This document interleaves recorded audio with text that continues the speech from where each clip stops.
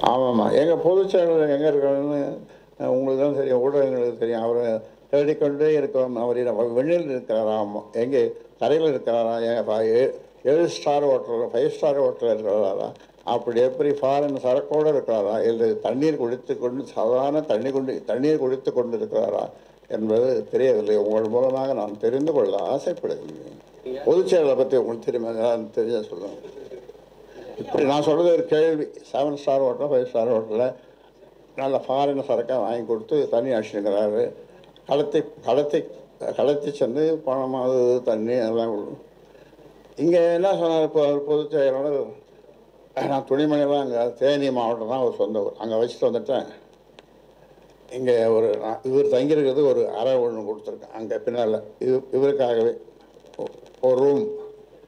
அதில் கதவு இல்லைன்னார். அப்புறம் கதவு உடனே போட சொன்னோம். திரும்பி வருவார்னு பார்த்தா அப்புறம் இந்த மாதிரி கேள்விப்படுறோம்.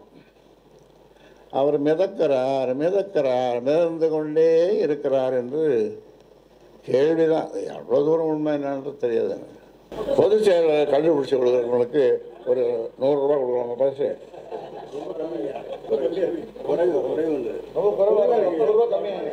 ரொம்ப கம்மியா நீங்கள் ஃபாரின் பார்க்கலாம் வச்சுக்கிறோம். அதான் குடிக்கக்கூடாதுன்னு சொல்கிறேன். படிக்கணும்னு ஜனங்க குழந்தைகள்னு சொல்கிறேன். இந்த பொறுப்பு கொடுக்குறீங்க, தொடர்ந்து புதிய பொறுப்பாளர்கள் நியமனம் செஞ்சு வரீங்க. அதே மாதிரி அன்புமணி அவர்களும் அங்கே ஒரு பொறுப்பை நியமிக்கிறாரு. கட்சி தொண்டர்கள் யார் பக்கம் போகணும், என்ன சொல்ல வரீங்க? கட்சி தொண்டர்கள், நான் நியமிக்கிற பொறுப்பாளர்கள், கட்சி தொண்டர்கள், வாக்களிக்கிறவர்கள், வாக்காளர்கள் எல்லாம் என் பக்கம். 5 ஆண்டுகளுக்கு மேலாக பொதுச் செயலாளராக இருக்கிறோம். சாலையோரத்து கடைகளில், சாலையோரத்து விடுதிகளில் தான் தேநீர் குடிக்கிறோம், சாப்பிட்றோம். அப்படிப்பட்ட நான் எங்கே போய் ஸ்டார் ஹோட்டல் தங்குறது? உண்மையில் உண்மையான பாட்டாளியாக தான் நாம் இருக்கிறோம். அதனால் அதற்குரிய வசதியும் கிடையாது, அந்த நினைப்பும் கிடையாது.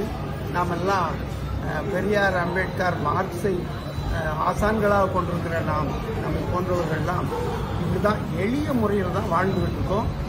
எளிய தொண்டனாகவே பாட்டாளி மக்கள் கட்சியில் நம்ம தொடர்ந்து செயல்பட்டு கொண்டிருக்கிறோம். நம்ம எங்கே போய் பெரிய விடுதிகளில் தங்குறது, பெரிய உணவு முறைகளை நம்ம கையாளுவது இல்லை. நாம் இந்த கட்சியில் இப்படியே எளிமையாக தொண்டனாக கடைசி வரையில் வாழ்ந்து மக்களுக்கு வழிகாட்ட வேண்டும். அதான் நம்ம